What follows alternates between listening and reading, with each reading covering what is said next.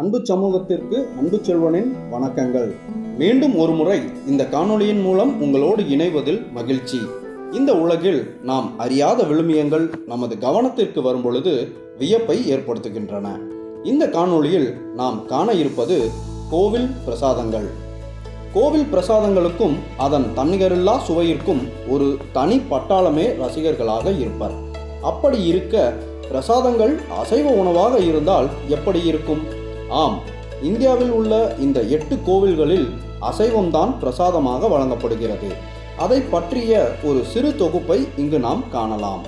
கோவில் பிரசாதம் என்று நாம் யோசிக்கும் போது நம் மனதில் பொங்கல், புளியோதரை, சுண்டல், பஞ்சாமிர்தம், வடை என்றுதான் நம் நினைவிற்கு வரும். இந்தியாவில் கோவில்களுக்கு பஞ்சமே கிடையாது. ஒவ்வொரு ஊருக்கும் குறைந்தது ஒரு கோவில் இருக்கிறது. அதேபோல கோவில்களின் நம்பிக்கை என்பது அது அமைந்துள்ள இடத்திற்கு ஏற்ப மாறுபடும். மைல்களுக்கு இடையே நிறைய கலாச்சார வேறுபாடுகளும் நிறைந்து உள்ளன. கோவில்கள் என்றால் பிரசாதம் இல்லாமல் எப்படி? ஆனால் கோவில் பிரசாதம் என்று யோசிக்கும் போது பொங்கல், புளியோதரை, சுண்டல், பஞ்சாமிர்தம், வடை என்று வழக்கம் போல் அல்லாமல் அசைவத்தை பிரசாதமாக கொடுக்கும் கோவில்களும் உண்டு.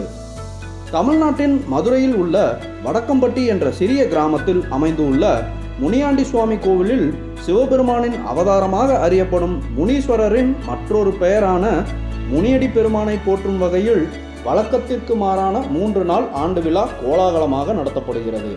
அப்போது இந்த கோவிலில் சிக்கன் மற்றும் மட்டன் பிரியாணி பிரசாதமாக வழங்கப்படுகிறது. பலரும் காலையிலேயே பிரியாணி சாப்பிடுவதற்கு இந்த கோவிலில் அலைமோதுகிறார்கள். அடுத்ததாக ஒரிசாவில் உள்ள விமலா கோவில்.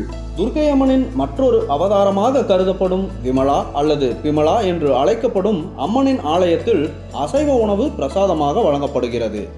ஒரிசா மாநிலம் பூரியில் இருக்கும் பிரசித்தி பெற்ற ஆலயமான பூரி ஜெகநாத ஆலயத்தின் ஒரு பகுதியாக அந்த ஆலயத்தின் சக்தி பீடங்களில் ஒன்றாக விமலா கோவில் உள்ளது.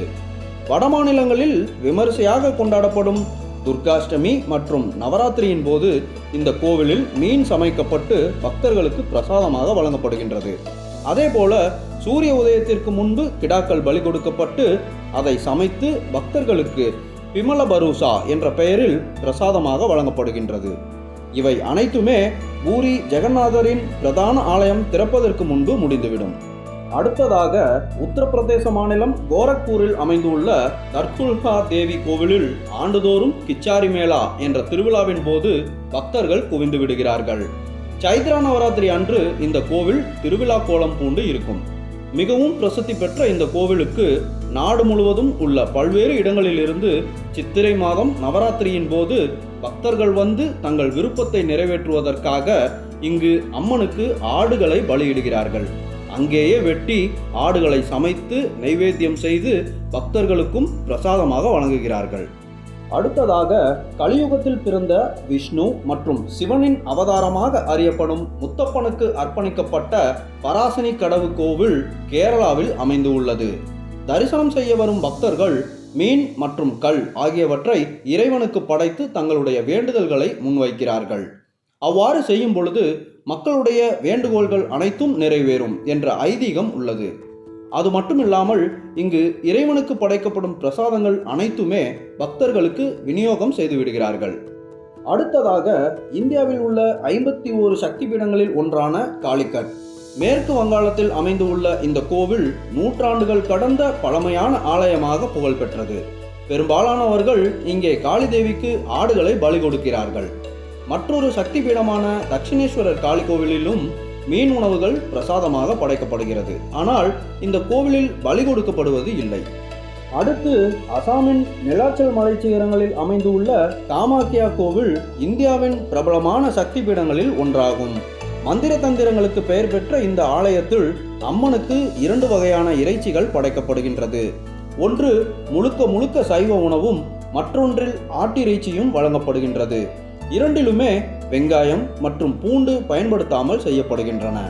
சில சமயங்களில் மீன்களை சட்னி வடிவில் செய்து மதியம் 1 மணி முதல் 2 மணி வரை அம்மனுக்கு சமர்ப்பிக்கிறார்கள். உணவுகளை நைவேத்தியம் செய்யும் உச்சிகால வேளையில் ஆலயத்தின் கதவுகள் மூடியே இருக்குமாம். இறுதியாக மேற்கு வங்காளத்தில் இருக்கும் துர்க்கை அம்மன். பக்தர்களிடையே தாராபித் கோவில் என்ற பெயரில் அறியப்படும் இந்த கோவில் பிர்பூம் நகரில் அமைந்து உள்ளது. மக்கள் பலியிடும் இறைச்சியை தெய்வத்திற்கு மதுவுடன் படைக்கின்றனர். இது பின்பு பிரசாதமாக பக்தர்களுக்கும் வழங்கப்படுகின்றது. இந்த தகவல்கள் உங்களுக்கு பிடித்து இருந்தால் லைக், சப்ஸ்கிரைப் அண்ட் ஷேர்.